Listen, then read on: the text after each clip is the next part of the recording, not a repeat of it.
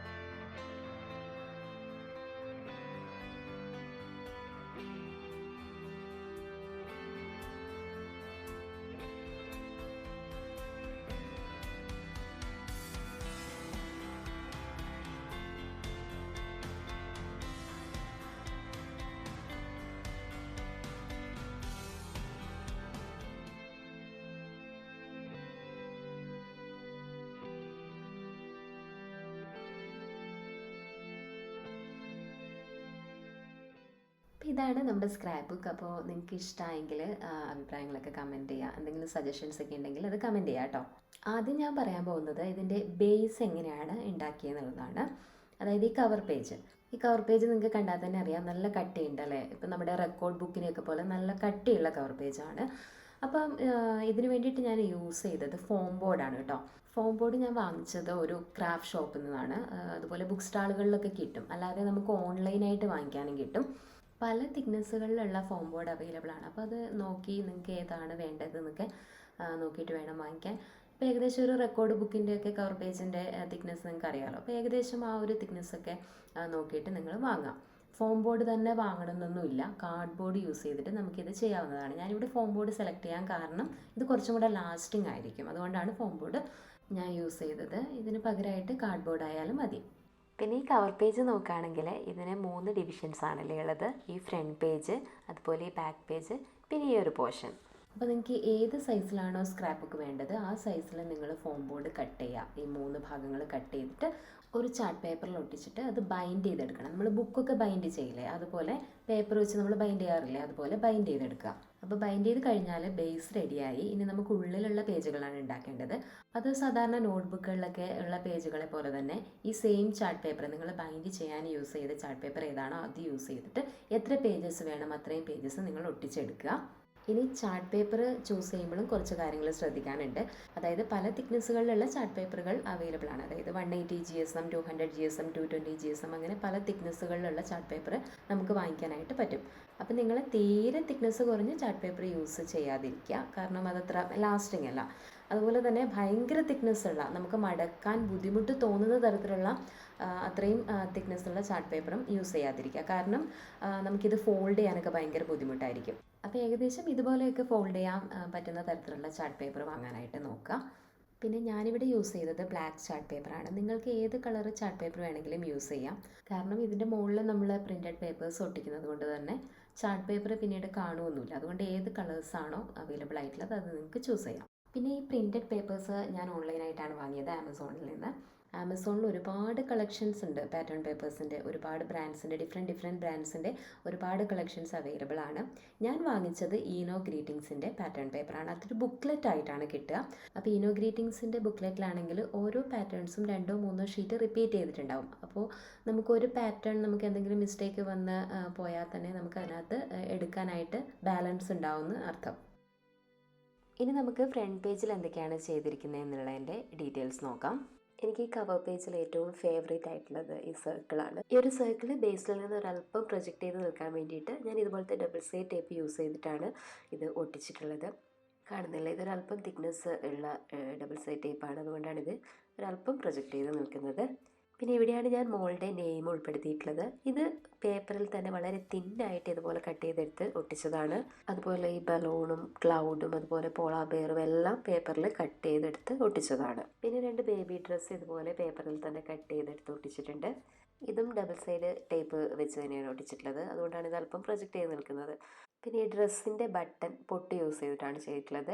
പിന്നെ അതുപോലെ ഈ ഡ്രസ്സിൻ്റെ ആണെങ്കിൽ പൊട്ടിൻ്റെ ബാക്ക്, നമ്മൾ പൊട്ടിങ്ങനെ പറിക്കുമ്പോൾ ബാക്കിലുണ്ടാകുന്ന വൈറ്റ് സർക്കിൾ ഉണ്ടാവുമല്ലോ, അത് യൂസ് ചെയ്തിട്ടാണ് ചെയ്തത്. പിന്നെ ഇത് പൈപ്പിംഗ് ത്രെഡാണ് കേട്ടോ, സ്റ്റിച്ചിങ് ഒക്കെ ചെയ്യുന്നവർക്ക് അറിയാമല്ലോ. ഈ ത്രെഡ് യൂസ് ചെയ്തിട്ട് തന്നെയാണ് ബേബി എന്നുള്ളതും ചെയ്തിട്ടുള്ളത്. ത്രെഡ് ഓരോ ലെറ്റേഴ്സിൻ്റെ ഷേപ്പിൽ ഫോൾഡ് ചെയ്തതിന് ശേഷം ജസ്റ്റ് ഒട്ടിച്ചതാണ്. പിന്നെ ഈ എഡ്ജും അതുപോലെ ഈ സർക്കിളിൻ്റെ എഡ്ജും ഒക്കെ ഇതുപോലെ ചെയ്തെടുത്തത് ഇതുപോലത്തെ ക്രാഫ്റ്റ് സിസേഴ്സ് യൂസ് ചെയ്തിട്ടാണ്. പല ഷേപ്പുകളിൽ കട്ട് ചെയ്യാൻ പറ്റുന്ന ക്രാഫ്റ്റ് സിസേഴ്സ് നമുക്ക് വാങ്ങിക്കാനായിട്ട് കിട്ടും. കണ്ടില്ലേ, ഇതുപോലെ നമുക്ക് കട്ട് ചെയ്തെടുക്കാം. അപ്പോൾ കവർ പേജിൻ്റെ വിശേഷങ്ങൾ ഇത്രയൊക്കെ ഉള്ളൂ. അപ്പോൾ നിങ്ങൾ ആരെങ്കിലും ഇതുപോലെ ചെയ്യുന്നുണ്ടെങ്കിൽ നിങ്ങളുടെ ഒരു ഐഡിയയിലൊക്കെ ചെയ്തെടുക്കുക. ഇനി ഉള്ളിലുള്ള പേജുകളിൽ ഫോട്ടോസ് എങ്ങനെയാണ് അറേഞ്ച് ചെയ്യുന്നതെന്ന് നോക്കാം. ഇപ്പം ഈ സർക്കിൾ നോക്കുകയാണെങ്കിൽ നമ്മുടെ കവർ പേജിലുള്ള സർക്കിളിനെ പോലെ തന്നെ അല്പം പ്രൊജക്റ്റ് ചെയ്ത് നിൽക്കുന്നുണ്ട് അല്ലേ. അത് ഡബിൾ സൈഡ് ടേപ്പ് യൂസ് ചെയ്ത് ഒട്ടിച്ചത് കൊണ്ട് തന്നെയാണ്. ഇവിടെ ഈ സർക്കിളിൻ്റെ സെൻറ്റർ പോർഷൻ മാത്രമാണ് നമ്മൾ ഒട്ടിച്ചിരിക്കുന്നത്. അതുകൊണ്ട് തന്നെ നമുക്ക് ഇതുപോലെ ഫോട്ടോസ് ഇൻസേർട്ട് ചെയ്ത് വെക്കാനായിട്ട് സാധിക്കും. എത്ര വേണമെങ്കിലും ഫോട്ടോസ് ഇൻസേർട്ട് ചെയ്ത് വെക്കാനായിട്ട് സാധിക്കും. അതായത് ഇതൊരു ഫോട്ടോ ഹോൾഡർ ആയിട്ടാണ് ഇവിടെ പ്രവർത്തിക്കുന്നത്. പിന്നെ ഈ പേജിൻ്റെ കാര്യം പറയുകയാണെങ്കിൽ ഇവിടെ ഒരു ഫോട്ടോ ഒട്ടിക്കാമെന്നാണ് വിചാരിക്കുന്നത്. അതുപോലെ ഈ പോപ്പപ്പ് ബലൂൺസ് ഉണ്ടാക്കിയത് പേപ്പറിൽ ബലൂൺ ഷേപ്പ് ഓരോ കളേഴ്സിലുള്ള പേപ്പേഴ്സിൽ കട്ട് ചെയ്തെടുത്തിട്ട് ഈർക്കിലാണ് ഇവിടെ ഒട്ടിച്ചിരിക്കുന്നത്. നെക്സ്റ്റ് പേജിലേക്ക് പോകാം.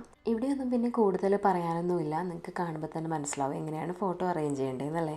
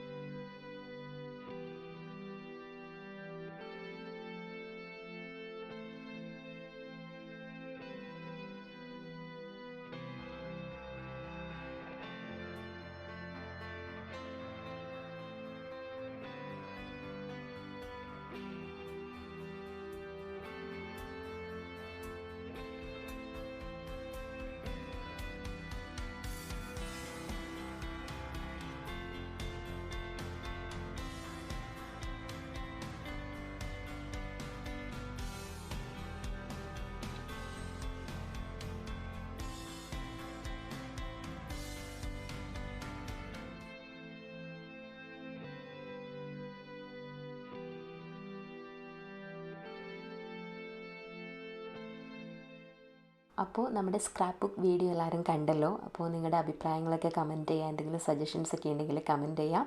വീഡിയോ ഇഷ്ടമായാൽ ലൈക്ക് ചെയ്യുക, ഫ്രണ്ട്സായിട്ടൊക്കെ ഷെയർ ചെയ്യുക, അതുപോലെ ചാനൽ സബ്സ്ക്രൈബ് ചെയ്ത് സപ്പോർട്ട് ചെയ്യുക. അപ്പോൾ പുതിയൊരു വീഡിയോ ആയിട്ട് വളരെ പെട്ടെന്ന് തന്നെ എത്തുന്നതായിരിക്കും. Thank you.